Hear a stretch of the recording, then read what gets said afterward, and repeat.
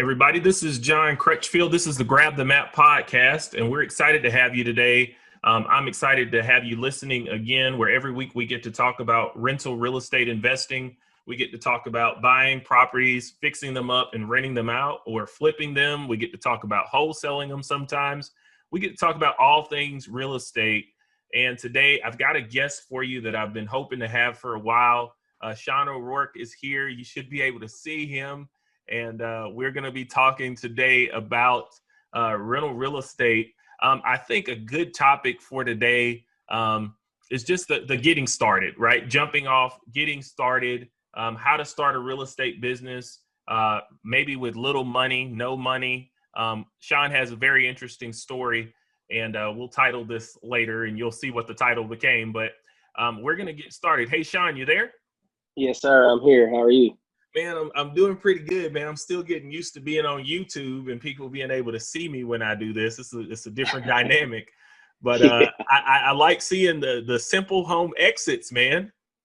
Yeah, thanks. Look, Appreciate it. nice brand, nice brand. So when I first met you, it was Bearded Property Investors, and I also see a beard there. Is it still Bearded Property Investors?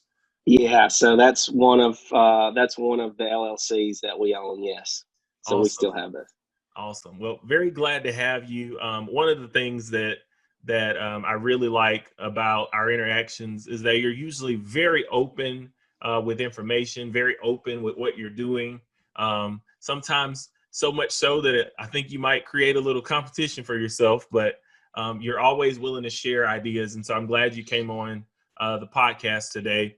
Just keep in mind, everybody, that you can always message us at grabthemap@gmail.com. I answer every single email that goes to grabthemap@gmail.com. And we're on YouTube. So just comment below if you are watching this on YouTube and you want to interact with us. We respond to every single post. So let's jump right in. Sean O'Rourke, Simple Home Exits. I like just asking you to start with, like, you're in real estate. What are you doing right now? What is your business currently doing? Give us a little background on what you have going on, and then we'll ask a little bit more about your story. Okay. Yeah, so I know you said earlier I might create a little bit of competition for myself. I would say that's more encouragement because I'm bad competitive, so it just encourages me even more to work harder. Awesome. So I would awesome. So background is initially back in 2006 and 7. I've always hustled in some manner, whether that be working hard or whatever, found something, whether it be an ATV that you wanted to fix up and sell some way. I always had that mentality that I needed to do something besides just working a 9 to 5. And so back in 2006 and 7, I created a decorative concrete business, and we scored and stained and stamped concrete for a few years there, and did pretty well. But I got introduced to the construction side of real estate. And 2008, 9, actually 10 is really when I got hurt in the collapse, just because I ended up getting in too deep with some of the construction guys, some of the spec home builders, and they went belly up. And so it hurt me because I was too deep in their pockets. So I was doing that full time, and I ended up dropping that business. And just so happened the Lord took care of me because I was eating into any savings that I had. And out of the blue, my previous company that I was just with, called me out of the blue and said, "Hey, we're looking for a maintenance manager. Would you be interested?" So that's how that all started. So I got back into manufacturing. I was in manufacturing for about 12 years. We manufactured pharmaceutical coolers for the pharma industry. And that still on the backside of my mind, and I know people can resonate with this because I know there's guys out there just like you and I, John, that know that doing something else besides working for someone is what we really want to do. And so that's what I was doing in the back of my mind. That was churning, but I didn't have any money. I lived like everybody else, which was I made really good money. But the problem is I set my bills to what I was making. So in all honesty, I was paycheck to paycheck like 90% of America. Me too. I've definitely been there. Yeah. So So through that process, I still had to hustle and figure out a way, okay, how I was going to make a living the way I wanted to live. And a friend of mine approached me and said, Sean, he said, we're doing quite a few flips. He said, would you be willing to help me on a flip? I said, absolutely. He said, well, what we'll do is you manage the flip for us and we'll pay you a percentage of whatever the net proceeds would be. And I said, awesome. So that's what happened. I managed the flip. I found the contractor. John, it was an absolute nightmare. And I hated it. The contractor was terrible, ended up getting on meth and stealing crap from the house. I mean, it was a nightmare. And so I was like, what am I doing? This is not what I want to do. And so I got online and I was like, there's got to be something easier that I can do in real estate than this right here. And I found wholesaling. Again, you know, I was paycheck to paycheck, but I had some credit cards because I still had good credit. I paid my bills. And so I started watching YouTube videos and just learning podcasts. I would lay in bed, my wife and I would be watching TV, but I would have my AirPods in and I'm listening to podcasts, not watching TV. And I just engulfed myself in real estate, everything real estate, anything and everything. And I took $1,000 on that credit card and I bought some lists, just general lists from real estate lists, absentee owners and things of that sort. And then skip traced them. So I got their phone numbers. Their skip trace services where it gives you cell phone numbers. And I called them, got on the phone. If I was on my lunch break, I was calling. If I was on my breaks at work, I was calling. On my way home, I was calling people. And I actively called every day. I had no idea, honestly, what the market values of properties were, but I was still calling people. I was taking action. So all the while, like you still have a job. Yeah. So I'm still working a 9 to 5. So you're doing this. This is a side hustle for you at this point. A side hustle. Yeah. Right. Absolutely. And keep going. Go ahead. So I was just actively calling. Well, I ended up after about 2 weeks of hard phone calls, side hustle, but every minute that I had free, not at work, I ended up getting a contract on 2 houses in Baldwin, and I was freaking out. You know, what do I do? I had no idea. You know, I know I'd listened to these podcasts and stuff, but I really honestly had no idea. I didn't know anybody that bought, and just started actively then calling, posting some things on Facebook. Hey, got a deal, blah, blah. And someone reached out to me and bought it. My first deal, I made $750. It didn't even pay for the amount of money that I put on my credit card. But I knew at that point it was time. I knew it could work. And so I just dove in head first. Yeah, you dove in all the way. I was looking over here for this book I've got. It's called Start Ugly. I usually have it sitting right here. But the guy, that's the whole point of the book, is he's like, you got to start. And I hear a lot that comes from that book. Like, you didn't know if it was a good deal or a bad deal. You didn't know exactly what you had, but you knew that you needed to get started, right? And you got started. $750. How did that feel? Oh man, it was absolutely amazing. You know, I was still in debt $250, but I was on cloud 9. Yeah. You know? You were on cloud 9 because you had taken an education from YouTube and podcast and turned it into $750. Yeah. Yeah, that's right. That's amazing. There's a lot of overlap between our stories. My education in real estate is 100% podcast and YouTube. 100%. Like, and I did the same thing. I'd be on the way to church in the morning, and they invented these little headphones here, and I'd have my headphone on this side, my wife talking to me, and I've got a podcast in my ear, and she has no idea that I'm getting educated at the same time as I'm driving to church and listening to her talk. Honey, I am listening to you, by the way. Yeah.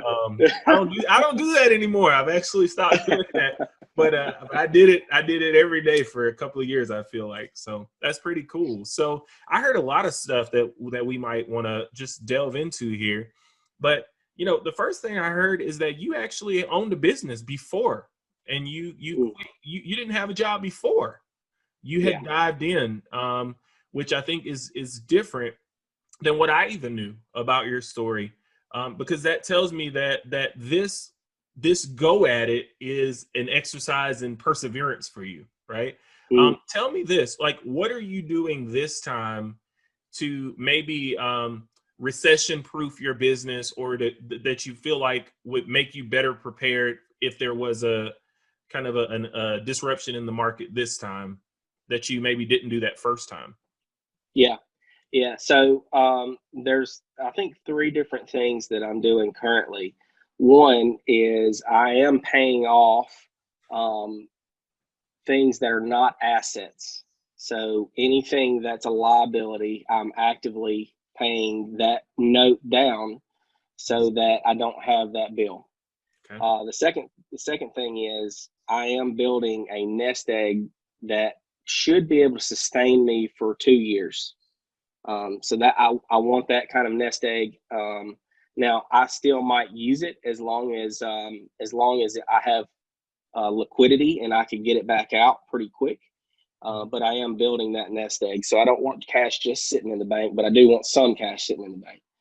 Um, and then the third thing is diversification. So I'm diversifying portfolios from single families, multifamilies, mini storages, some commercial. So I'm diversifying the rental portfolio and multiple streams of revenue. So we're building out some other things to build out some other streams of revenue that are associated with real estate, but not all real estate. Okay, so I'm taking notes now. So diversifying, making sure that you stay liquid, making sure that you have like some lead time if there is a disruption. I heard you say a couple of years of maybe reserves would definitely be helpful if there is a turnaround. That's pretty cool. Um, Yeah. that's a big difference from paycheck to paycheck. That's a Yeah. big difference, right? So, Yeah. what does the mentality have to be like on the spending side to be able to save up and be this liquid where you're saving, 2 years of reserves? Mm. Yeah. Well, one thing is through the business that we've created with Simple Homes, the income is drastically changed for one.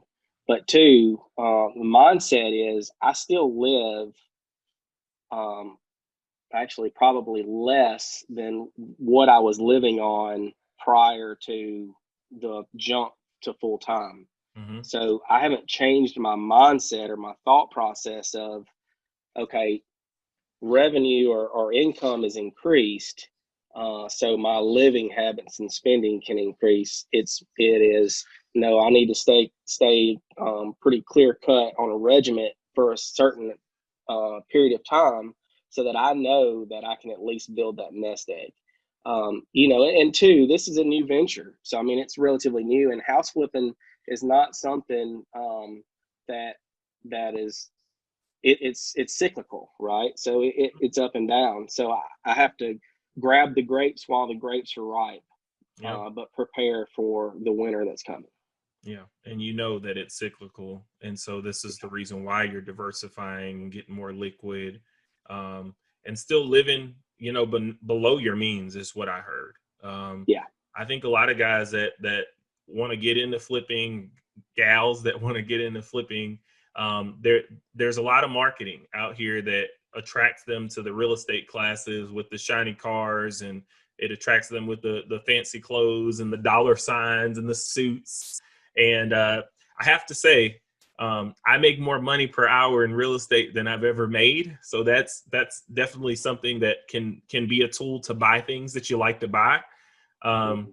but it is certainly a business where it's not all flash, and there's some hard work and there's some protection that you need to surround yourself with in order to maintain those things. You don't want to get Yeah. out here in a $1 million house or multi-millions of dollars in liabilities and not have some reserves or diversification of income. So Yeah. And it's like, so my mentors, I made the statement to them one day. I said, look, my first year in real estate wholesaling, I could have literally bought a Lamborghini if I wanted to, but why would I do that? Why not take that money and turn it over into assets that then become assets that generate me money?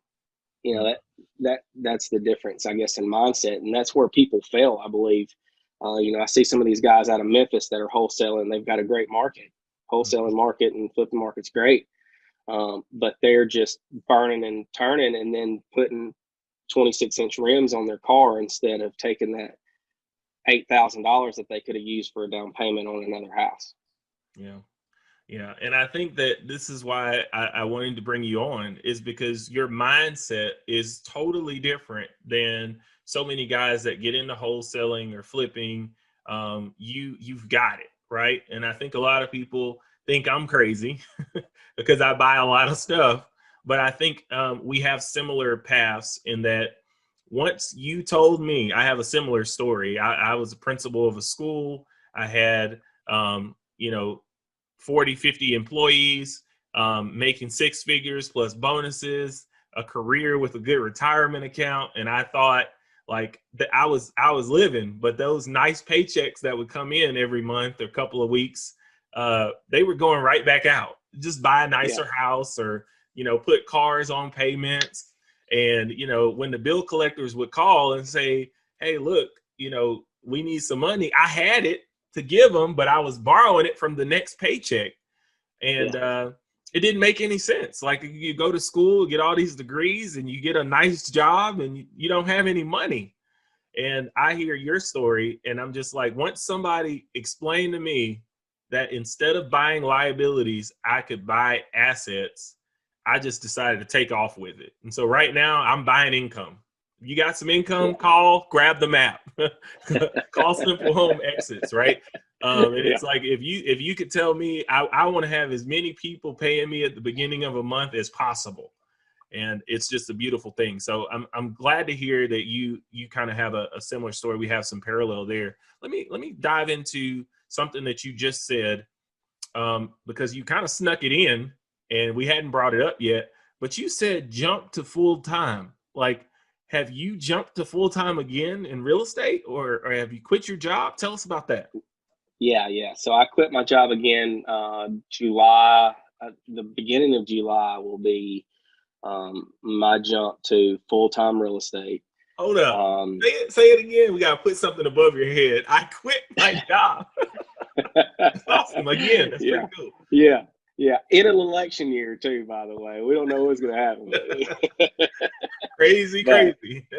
but yeah. So I quit. I did. I made the jump, and I'm going to say that it was, and I had some older guys at church, that I went and asked, of course, I really value older people that have been involved, whether they were in their own business. It wasn't real estate, but I really value a Christian man's that's been there's opinion. And so I went to those guys and I said, hey, this is what I'm thinking about doing. What's your thoughts? And one really successful guy, he told me, he said, Sean, he said, it doesn't matter what you're doing, you're going to succeed because you're willing to put in the work. Yeah. And so that right there kind of just let me know, that give me the confidence. That's, I think at times I kind of seek other people's, what do you call it? Approval, advice. Approval. Yeah, absolutely. Absolutely. And I think that's some insecurities. If I can be 100% candid, I think some of that's insecurities, but at the same time, I want to be as smart as I can on the decisions that I make. And so I do seek approval from older people that have been there and done that. Understand. There's nothing wrong with that. I mean, obviously that tells us that you're humble. That tells us that you realize that you don't know everything, right? And there are a lot of people in this business and in other businesses that have done things. They've been through some things, and if we can not touch the hot stove, so to speak, by getting their advice, seeking their blessing, it Yeah. could be a great thing, right? And I think a lot of Yeah. times we think if we go it alone and maybe go against some folks' advice that we're fighting but sometimes we need to go with their advice, because if something does happen, or if you see a great opportunity, you now have those people that you can turn to and say, hey, look, I jumped out here. Now this is what I need from you. So you also can create partners that way. Hey, but Yeah. tell me about the decision-making process. Like you went ahead and decided to do it. Was there some financial goal that you were trying to reach before you did it? Or did you jump out there? Had you had more success other than the $750 before you quit your job? Yeah, so I did have a goal. I jumped the gun on that goal though. So I did it before I met my goal because I seen the opportunity there. But so initially what I had was I had a goal to be able to make 10,000 a month in cash flow from the rentals that I had coming in. Okay. And so that was my goal. And 10,000 I a wasn't month. going to quit. And I wasn't going to quit until then. But as I had the opportunity. There was two things that kind of pushed me to quit. The first thing was kind of what we was discussing prior to going live. Is I was not the best employee, and there was two things that kind of affected me in that. One is, you know, as far as religion goes, the Bible tells you to work hard in what you do and give it Mm-hmm. all you've got. Well, I wasn't. I was failing at that. So in all honesty, I kind of felt bad about it. But I didn't feel bad enough to quit doing what I was doing because I knew where I was going. And so that was number one. And then the second thing was, I had a coworker that was a dear friend. I've worked with him for 12 years. And he just literally got pissed at me. He was tired of seeing me on my lunches or in the break room, or I had an office, and I'd have the door closed because somebody would call me and I'd have to walk over and close the door because I didn't want to drop the call. You were Uh, slacking. I was slacking. That's Yeah. it, Look, I know all about it. I know all about it. And I can't go into it right now because I'm not where you are. But I know about being a bad employee, so I understand.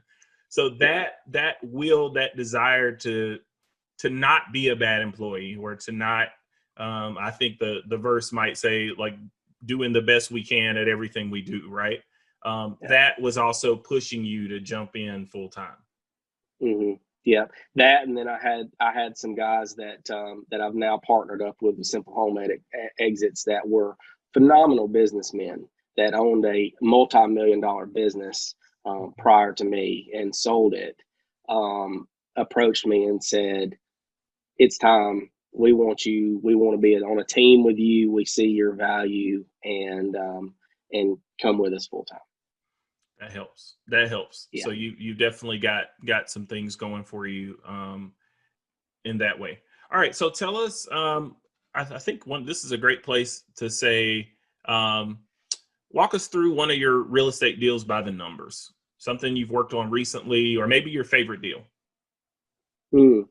I want to tell you my favorite deal because that deal to me is, I mean, I just love it. So, all right. So, had a house on in Tupelo. It was vacant. It had been sitting vacant for I would say 5 years, and called the lady up, said, "Hey, looking at this property, was wondering if you'd be willing to sell it." Yes. So she decided she was going to meet me at the house. She met me at the house because they were going to be in Tupelo um, that morning because her grandson was in ICU at Tupelo. So she's from Aberdeen, and she decided she was going to meet me at the house. So I met her there. Um, Walked through the house. I mean, it's sat vacant so long. Of course, you know about cobwebs hitting you in the face as you're walking through and everything. And so um, we negotiated a price on that house that was, it worked really good with her because she's just been sitting there paying taxes. She owned it free and clear. She inherited it from her dead husband. Mm-hmm. And so we negotiated a price that worked really well for her. And I believe, if I'm not mistaken, I got that house, and we'll work just off numbers. I got that house for 25,000 is what I negotiated a price for. Okay. I put that house out there. to some buyers that I had at 30. I want to say, actually, I said 32, and because I think I sold it for 30, so I made 5,000 on a wholesale fee on that transaction. Okay. Now that house was a 3-bedroom, 1-bath brick house on a slab, Okay. so it was still a great deal for the investor. Yeah, you got to call me with that one. All right, so what happened after that, though? I had the privilege of praying for her grandson in that living room, and made a friendship with her, and so much so that she invited me to her 80th birthday party. Okay. All right. Yeah. So I went to her 80th birthday party. So I got there, and it was at a church. Now, John, I was the only white guy up in this church. Mm-hmm. And you talk about having a blast. We cut up, ate, but it just, I did look.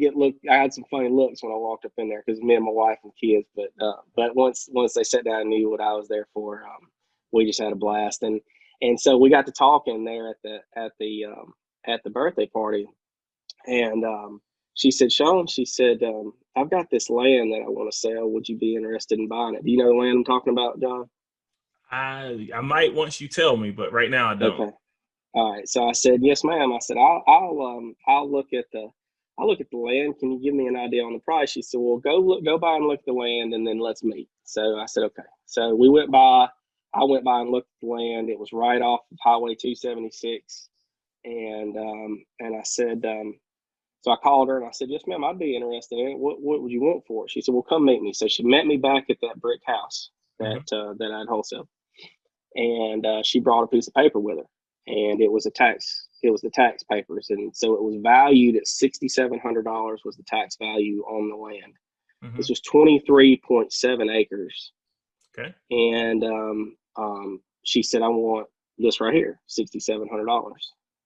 And I said, are you sure? She said, yeah. She said, the highways didn't come through and paid me for the land. She said, they didn't bought whatever, how many it was. It was initially like 30 something acres, and they bought quite a few 10 acres from her and paid it. She said, so she was tickled to death to just get it off her plate because she's still paying taxes on this. Mm-hmm. So I bought 23.7 acres for $6,700, which ended up being about $7,400 with closing costs and everything. Yeah, that's amazing. Yeah. And so, but it all comes down to this. Here's the point. Number one, I was able to make good relationships with her. I mean, we hit it off, and it's because I cared about her. I cared about her grandson. I mean, and I honestly did, enough so that I went and hung out with her on her birthday and everything else. And that's where that deal come from, was because I cared about a person and not about profit. Yeah. Yeah. I mean, I heard relationship all throughout that story. You told us the numbers, which I like in this question. You told us the exact numbers. But you also told us that you built a relationship with somebody. And I can testify to that some of my best deals have come because people know, like, and trust me, right? They come because people want to do business with you. And I've had sellers that, man, I've got one right now. I've got a seller who said, I don't want to sell it to anybody else. I want to sell it to you. And he's taking less money because we have a rapport, right? And it's good when they happen that way. And I think that's one of the things that I like about when I deal with you, because in full transparency, you find deals, man. You find deals. And I bought some of them from you because you've bought some things that make a lot of sense for what I do. And I like to buy properties, fix them up, and rent them out. And you do leave meat on the bone in the deals that we've done. But what I like about what you do is that you think long term. Like, you are not thinking about, and I could be totally wrong, but in my interactions with you, you're thinking about, I want to do deals for a long time. I want to have relationships for a long term. And you're not just thinking that I want to make so much money on this flip that the end buyer can't make any money and I just made a quick lick. Is that how you think about it? Yeah, absolutely. Yeah, because that's honestly in our market, we're a small market anyway.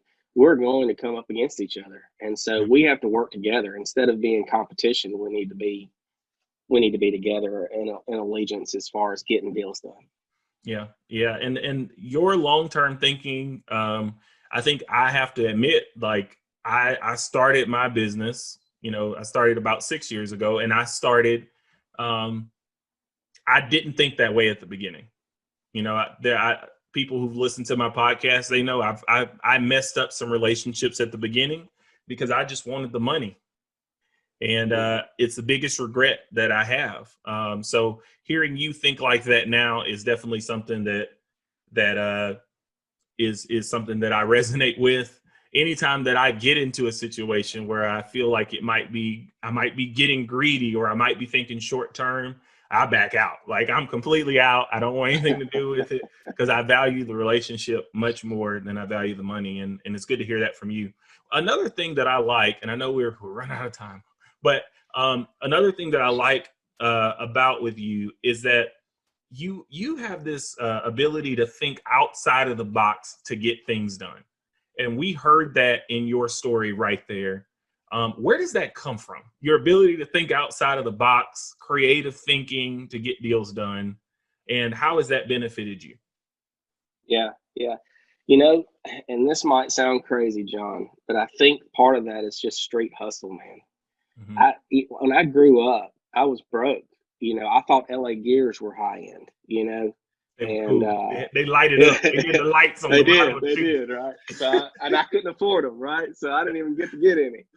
But I've always wanted things in life. I wanted decent things, but I didn't have the money to get them, and so I had to figure out ways to make it work for me, you know, and that kind of comes back to um, what I was telling you earlier is I would go buy a three wheeler for $400 that, that I could put a little bit of work into, but also, thinking outside the box with real estate comes from um, me being willing to listen to a bunch of different people because every person has really good ideas. Some of the ideas may not work for you, but they might work for somebody else. But what I do is I listen to a lot of people and then I take that one and I say, you know what, I like that piece of that part.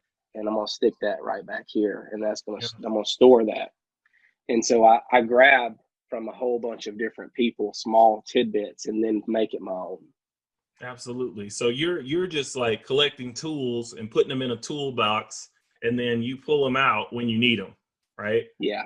And I can testify to this. Like there have been times where I run out of ideas and jump on a call with you, and you say, "Well, have you thought about this?" And I'm like, "Well, I knew that this is something I could do, but I didn't think about applying it in this situation." Um, so, man, I'm excited about the success of your business. I'm excited things are taking off.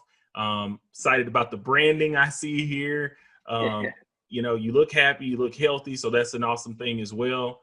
Maybe we'll just wrap up with that question, like how has real estate benefited your life? Yeah. Um, there's a couple of things. One, with my job, it was a high stress job. I was a production manager. I was managing, tons and tons of employees. And so I had a lot of stress. And so that's one major thing is my stress level has changed. So I still have stress, but my stress is not stress that jacks my blood pressure 50 miles high. Hmm. It's a different style. Um, that's one thing. The other thing is I have an opportunity now, if I choose to spend time in areas that I want to spend time in, whether that be with my family or my kids. Yeah. Now, of course, right now I'm wide open, trying to, build this business and everything else. But next in 3 weeks, I'm going on a week long hunt. And so I mean that's changed my life drastically and given me the flexibility to have free time if I wanted it. Yeah. You've got some more control of your time. Yeah. Yeah. And that's pretty cool, Sean. And man, there's so many things we could go into today. So many things you said that just make me want to invite you back on the podcast. And so I have to stop and just say I told you we'd stick to this time frame. But hey, look, if there's anything I can do in your business, let's get together, man. This conversation has definitely opened my eyes to even more opportunities for us to work together. You're doing great work. You're helping a lot of people. I see you solving problems all the time.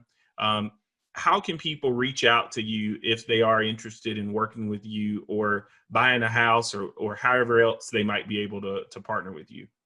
Yeah. So they can reach us on our social media platforms, Bearded Property Investors or Simple Home Exits. Hmm. That's Facebook. On both of those mainly, that's what we do. They can also send me an email at beardedpropertyinvestors@gmail.com.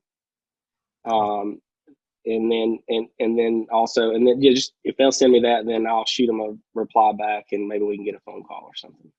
Awesome. Very good. Very good. Well, thanks, man. Thanks for your time. Very exciting conversation. I'm glad we did this. Everybody, you know that this is Grab the Map. We like real estate investing. I love talking to people that are just getting started, people trying to grow their business. I'm an active investor, but I do respond to every email at grabthemap@gmail.com. This is where we don't just look at it, but we grab the map.